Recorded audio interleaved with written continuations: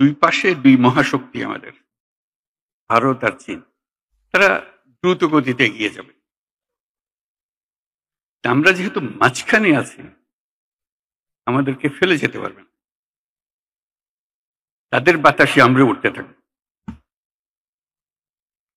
সেই থেকেই আমার বদ্ধমূল ধারণা বাংলাদেশের ভবিষ্যৎ অতি চমৎকার, তার অবস্থানের কারণে। তখন দুই জায়ান্টের কথা বলেছিলাম, দুই মহাশক্তি। এখন আর দুই মহাশক্তির কথা বলি একই সঙ্গে, চার মহাশক্তি। আমাদের কি অপূর্ব সুযোগ! আমাদের সামনেই বিস্তীর্ণ মহাসাগর, আমাদের উপকূল ভূমি, সাগরের সঙ্গে আমাদের লাগোয়া উপকূল। এই একটা মস্ত বড় সুযোগ। পৃথিবীর দরজা আমাদের সামনে খোলা। আমরা দিন ব্যবহার করতে জানিনি। এখন যে মুহূর্তে এটার ব্যবহার শুরু করব, আমাদের অর্থনীতিকে লোহার দড়ি দিয়ে বেঁধে রাখলে ওর বেঁধে রাখতে পারবে না।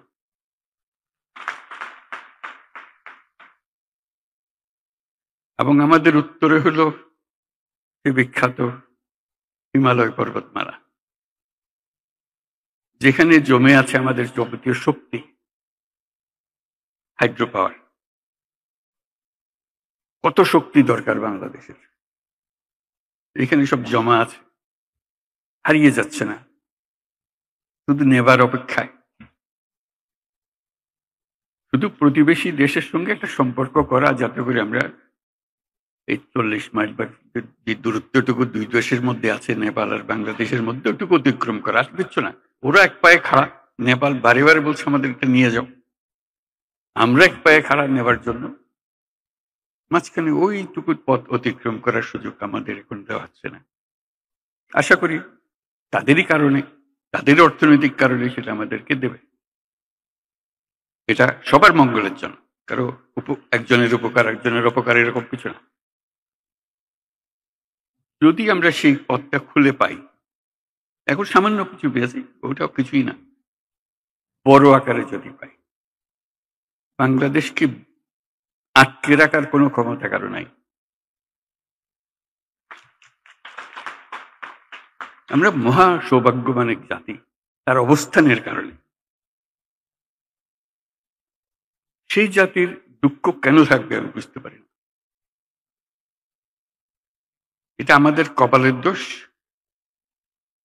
নাকি আমাদের চরিত্রের দোষ, না আমাদের চিন্তার দোষ?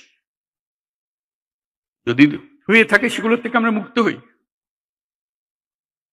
আমরা তো তড়িৎ গতিতে এগিয়ে যেতে চাই। এটা একটা মহাশক্তিধর অর্থনীতি তৈরি হবে। আজকে কুমিরা থেকে টেকনাফ পর্যন্ত যে উপকূল ভূমি, সেখানে যদি কাতারে কাতারে সব নৌবন্দর স্থাপন হয়, মাতার বাড়ির গভীর সমুদ্র বন্দর পর্যন্ত যদি আমরা দুনিয়ার সব জাহাজকে আশ্রয় দিতে পারি, তাদের কাজ করার জন্য সুযোগ সুবিধা দিতে পারি, আমাদেরকে আটকাবে কে? এবং শুধু যে সমুদ্র বন্দর আমরা ব্যবহার করব, আমাদের মালামাল যাবে, তা তো না। দয়া করে আমার ভিডিওটি লাইক ও শেয়ার করুন এবং চ্যানেলটি সাবস্ক্রাইব করে আমার সঙ্গেই থাকুন। ধন্যবাদ।